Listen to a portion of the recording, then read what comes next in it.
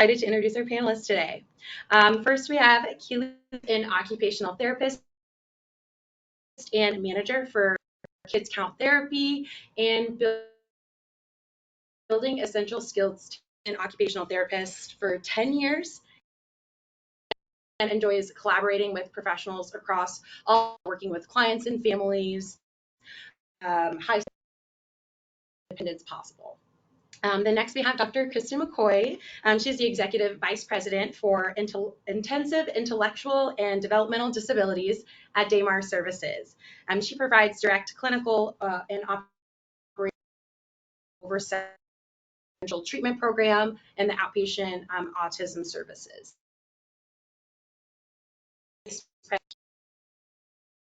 Conner Prairie Museum. And she has all HR oversight and functions and has directors for the Fishers Advisory Committee on if you'd like to about our full panelist bio, that can be downloaded in the materials tab for resources. And with that, before getting into neurodiversity and neurodivergence, some of our listeners today may be familiar, for others it may be kind of a newer term.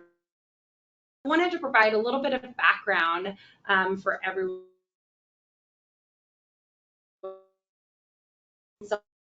Processes, learns, and or behaves just differently from what may be considered quote unquote typical. Just really diversity in the way our brain functions. Not a medical diagnosis or a condition, just in social ability, learning, maybe mood, those sort of things. So kind of with that background set, can you talk to me a little bit about what each of your organizations, how they serve or work with neurodivergent individuals? I'll start down there with you, Shelby. Fantastic. Well, I'm from the employer perspective. So I have great partnerships within the community of those who serve what I call those with differing abilities. And that's who we employ, those with differing abilities, including myself. So I work with those agencies to provide employment opportunities, volunteer opportunities. I constantly am doing job shadowing to see where people's interests lie, especially those who are looking to dip their toe into the employment arena. I hope to make Conner Prairie some place that everyone can be comfortable finding their area of interest. Yeah, very cool. I love that. I do too. That's why you do it. All right, next, Keeley. So I kind of have a twofold. I'm occupational therapist at Kids Count Therapy. Kids Count Therapy provides ABA, which is applied behavior analysis therapy, specifically for clients on the autism spectrum. We also provide occupational therapy, speech therapy, physical therapy, diagnostic testing, as well as mental health services. And it's our goal through Kids Count to serve our community and our families in the most individualistic way possible. And on my other side, I am the manager for the nonprofit Building Essential Skills Together. We provide one-on-one job and life skills development. And through that, we partner with different businesses in the community and provide supportive employment opportunities for our team members. And through that, it's our goal to find independent employment for our team members. So in the very beginning, we had a really great collaboration with FedEx. And through that, one of our team members now works independently 40 hours a week as a package handler, has all the benefits, and he's just doing awesome. So that's our goal. Yeah. That's amazing. All right, and finally, so I work at Damar Services, and Damar is an organization that provides services for those with intellectual and developmental disabilities from what we call cradle to grave. So we provide ABA services, diagnostics. We do have a residential treatment facility. We provide education mentoring. We have a foster care program. We have outpatient therapy. We have, there's so much, adult services, so supported living environments, services provided through the Medicaid waiver. So we really have a full spectrum of care So the idea being that people don't have to necessarily learn how to navigate every system because it's really overwhelming for a family. Yeah. But we hope that they can be able to find what they're looking for within Daymar, and we can kind of help support them throughout their lifespan. Awesome. What great organizations, all of you. Thank you. So my first question, so given what your organizations do, what are some of the things that neurodivergent individuals, some of the challenges that they may experience, whether kind of like socially or at work maybe? I'll talk from the occupational therapy aspect of it. So individuals with neurodiversities usually respond differently to different sensations. So we have our 5 typical senses that everybody's aware of. We also have 2 additional ones called interoceptive, which is how our inside of our body can kind of tell us when we need to go to the bathroom, when we're hungry, and things like that, as well as our proprioceptive, which is our physical awareness of like where we are at in time. So individuals with neurodiversities usually respond differently to the different senses, where these lights that are super bright might be too much for somebody, or the noises or smells or anything like that. So that's one barrier that they do encounter a lot. Yeah, that'd be something that you're not always able to kind of see that someone's kind of suffering through, or not dealing well with that, or may not, like if it doesn't affect you, you may not be thinking of other people. Be bothered by that. Great. Anyone else? I can talk about it from an employer perspective again, because I have such great partners with organizations such as yours. I'm going to even throw a name out there, Opportunities for Positive Growth. I work. I feel like their staff need to have offices at Conner Prairie. I think if you're looking to provide employment opportunities for those who might be bothered by various stimuli, what we've done is typically they come into our building and our grounds with a coach. And that coach can provide a ton of information that allows us to adjust where we need to. And I think a lot of employers may think, oh my gosh, it's way too much. We're going to have to adjust everything. And as we kind of talked about off camera, so to speak, the things that I do to adjust our work environment actually help any staff member. We talk about sensory boxes that we have around the location, or the quiet spaces. I don't know about anybody else, but I can definitely benefit from those items. And so from that perspective, the coach relationship with the person who may be looking for a job or a shadowing or volunteer experience, they help us tremendously. And just finding those small little adjustments that can help someone thrive in our organization. And that's our end goal for any staff member. Yeah. And you mentioned too something that maybe an accommodation may actually benefit all people. I'm kind of thinking of the people that visit Conner Prairie too, that you don't know anything about them, that they may enjoy that, not just the staff members. Right. It could be from a guest perspective. What we do for our staff, we provide for our guest experience as well, because we want to be welcoming to all differing individuals. And so, for example, the quiet spaces are available also to our guests, as well as the sensory boxes and anything else that we might be providing to our staff members. Can you name some of the things that are in the sensory boxes? We have weighted blankets. We have fidget material, all different things that you can fidget with.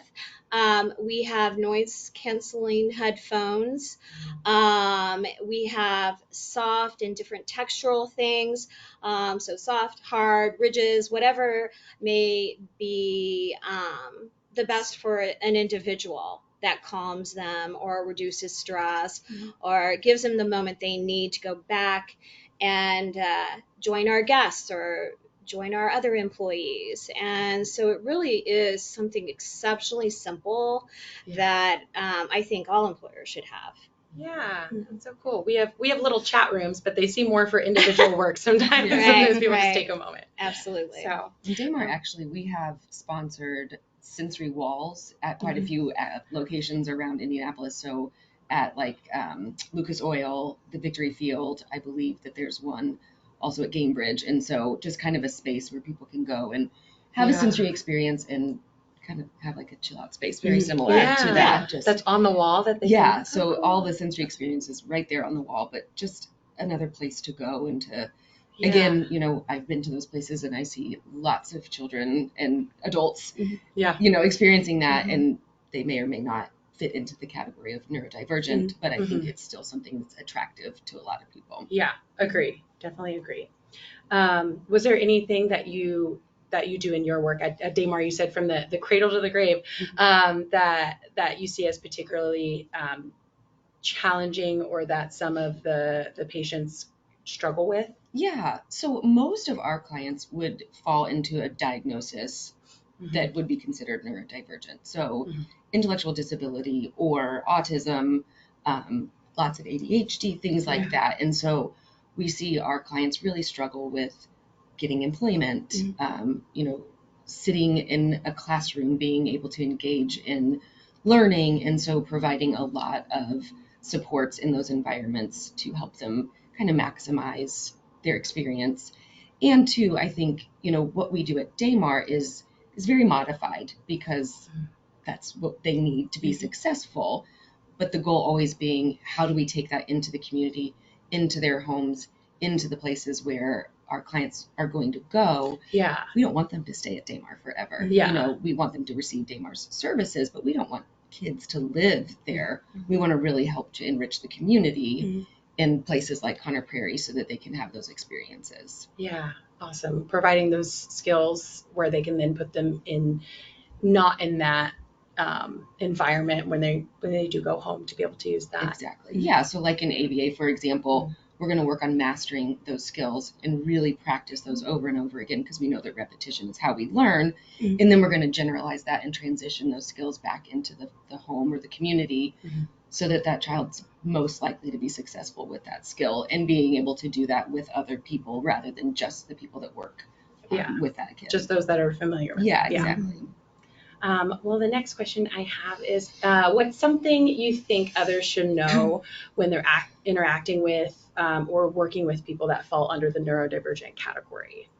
What would be kind of like one insider's tip that you would want to give? I'll start here with you. I know it kind of sounds basic, but just they're a human being also. They have the same hopes, desires, and goals that we all do, especially from the work perspective. But also, if they happen to have a caretaker or like a therapist with them, when you're trying to talk with the individual and not the caretaker. It's always person first. Like, they're the person that you're wanting to talk with and you're wanting to get to know. Yeah. And also, don't baby them. They don't like that, and I don't like that either. Yeah. It would be terrible someone talking about me to someone else versus to me. Yeah, and also figure out what their interests are, because I know whenever I talk about something I like open up a lot more to the individual as well. You get excited. Yeah. So, I think anticipating needs is really important. You know, I think rather than waiting for somebody to have to ask for an accommodation or a modification, trying to predict those things and having sensory things available or having a room where the lights are already dim so that you're not triggering a person or kind of activating their heightened senses related to their neurodivergence. I think that's something that's really important as well. Yeah. You know, when you're looking at inclusion and making a space that's accommodating to everybody, kind of being proactive in doing that. So, you know, whether that's even just a person that needs a wider space because they have a wheelchair, like, you know, arranging furniture appropriately, all the way to, you know, very, very modified environments, just kind of anticipating what that person might need. Yeah, and I think cognitive inclusivity it's become more of a buzzword that we're hearing more and more now, and I think people are kind of wanting to be more mindful of that, but really still needs to come to the forefront, wherein most people, you think of yourself when you walk into a room, but not you guys, because you know, this is the work that you do. So you're probably being mindful of, okay, but what about if someone comes here? What space will they need? But yeah, that's a really great reminder that you may not like that. I don't always think about too when I walk into a room of what what someone else may think of that. Mm-hmm. I think, again, when I look at employment, and of course, Conner Prairie is in Hamilton County, and we all know how challenging it is to find good staff who are there for the long term. Yeah. And I have found that if I took off my HR hat for just a second and thought about, what's my application process? Is it just too difficult, or is it not necessary to have so many steps or so many bells and whistles to it? How can I guess, open the door for those with differing abilities? You'll hear me say that a lot because I do not like the term disability. So how can I open the door and allow more people into my work environment from a variety of different aspects? So that's what I've done. I don't care how you need to apply. I don't care if you're uncomfortable in an interview. I don't know of anybody who's that comfortable in an interview anyway. But if I can eliminate some of those stressors that are more naturally something that bothers someone who is neurodivergent, then I'm going to do everything I can, because ultimately, employers out there, you may not know that you already employ many people who are neurodivergent. They may be self-diagnosed, they may be actually diagnosed. And so I've found that I'm not even sure I recognize, even if someone tells me they are. It's not just like, oh yeah, now I get it, right? There are so many different special skills, and we employ, that I know of, approximately 20 individuals who have chosen to let people know. And they are such an integral part of our teams. The more unique your team, in my mind, the more fantastic it performs. And so it's a value add anytime that you have a creative, interesting, fun, variety of skills. individual. Yeah. And I think the way you said that, you have to take off your HR hat to evaluate that. But there's a balance between looking at the process and looking at the person. Right. And trying to kind of strike that balance, because every organization has to have processes, or we would all fall apart. Right. But to be able to look at that and say, how can we still do that within the guidelines that we have to have? Absolutely. But to be able to include everybody in that. And there are no expectation lowering. Well, you're neurodivergent, so I'm just going to give you an easier time of it. Accountability is accountability. Accountability to a job well done is important to the self. Along with the organization. So we don't lower expectations just because someone has a differing ability. We actually just highlight their skill sets and don't worry so much about a darn job description.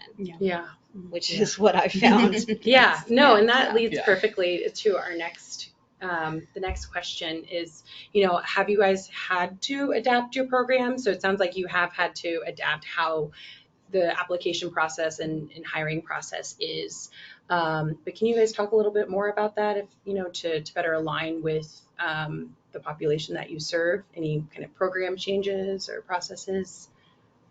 From the nonprofit side, we're constantly adapting daily. So we have about 3 or 4 team members now, and they go to about 3 different places.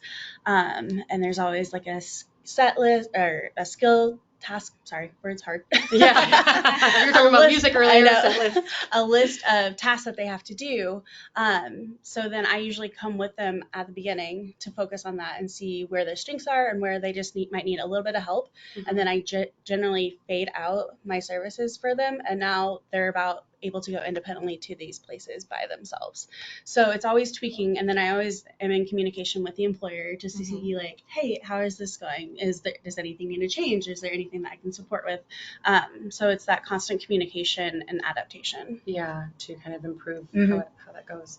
And so I with Kids Count, obviously kids is in the name. So I assume you're serving youth till 18. And is that, can you I think I read somewhere with Bess. Is that how Bess kind of got started? Yes, it is Yeah, actually. can you talk about that? So our owners, Lindsay and Frank. Lindsay is a BCBA, which is the Board Certified Behavior Analysis, and she's also a speech language pathologist. So she's been an SLP for about, I want to say about 15 years. Yeah, that sounds right. Because I was like, you know her.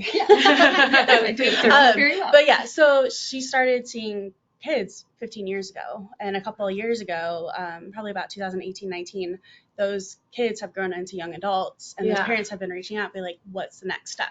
Because you've talked about this before, like once you go into it, there's so many different avenues, and like it gets so confusing of what to do next. And sometimes like vocational rehab isn't appropriate, or the Medicaid waiver isn't available, and there's just so many what ifs and what's next. Mm-hmm. So they developed the nonprofit to kind of help guide in a different aspect of employment. Yeah, provide those like work skill set. Yeah. Too. Yeah. Very cool. Any other? I would say, working with people with autism, we often hear that people with autism are very rigid in their schedules and things like that. But for being a place that should have a lot of structure, there are a lot of adaptations that happen throughout the day. We just kind of are always ready and able to make modifications as needed to meet the needs of our clients. And then we also try very hard to make sure that our environments are also adapted. So, for example, we have client rights, and we have those posted very large in our lobby, but we know that not everybody can read those. And we also want to make sure that the families that come and spend time with their loved ones can also access those rights. So we also have it descripted in pictures so that everybody has that opportunity to understand those things. So things like that, trying to make sure that we're thinking through everything from the clients that we serve in the moment to our marketing materials and how we can kind of adapt everything that we do to be inclusive. Truthfully, I've really not had to adapt anything that I would consider monumental, an application or how we conduct interviews. Those are, in my mind, small adaptations. I think the number one challenge I have seen is not with the employee's performance, but how they get to work.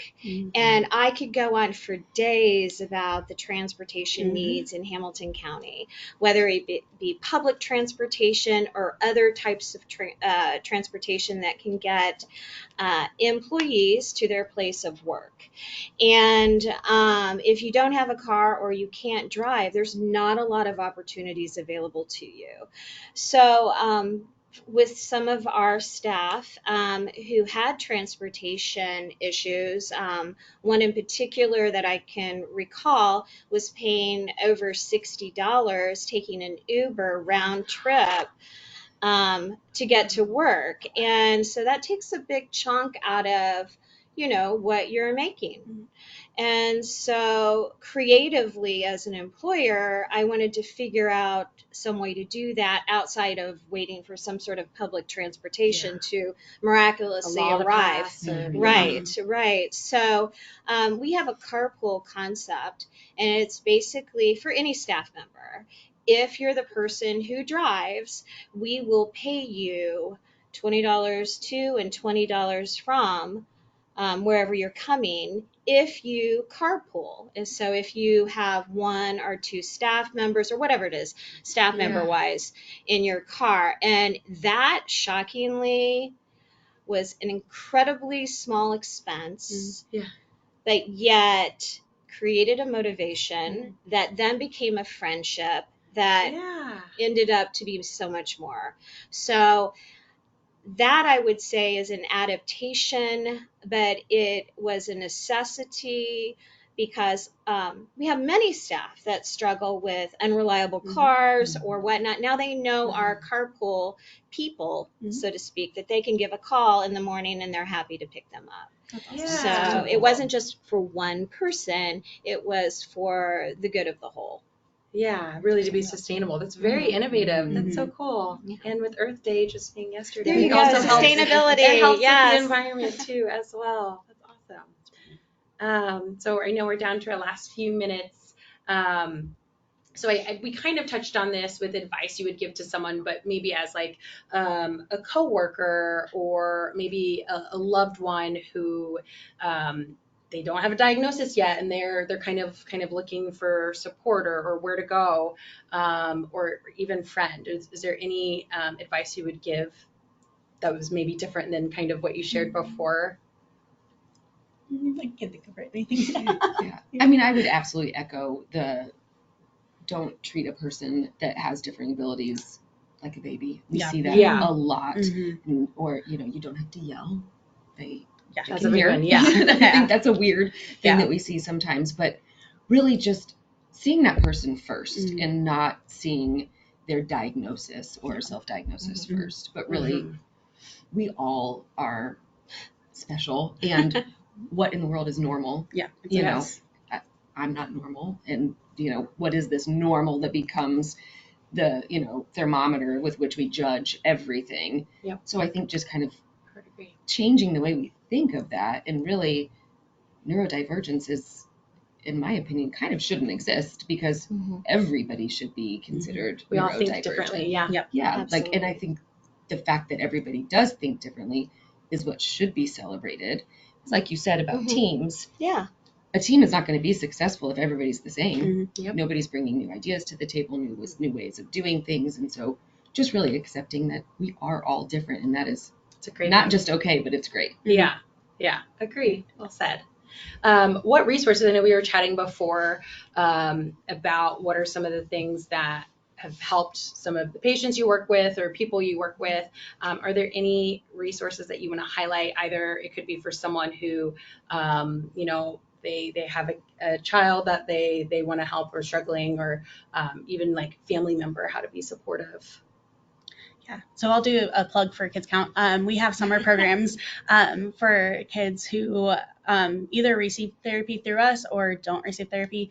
Anything from if your kid is a picky eater, we have a camp for that.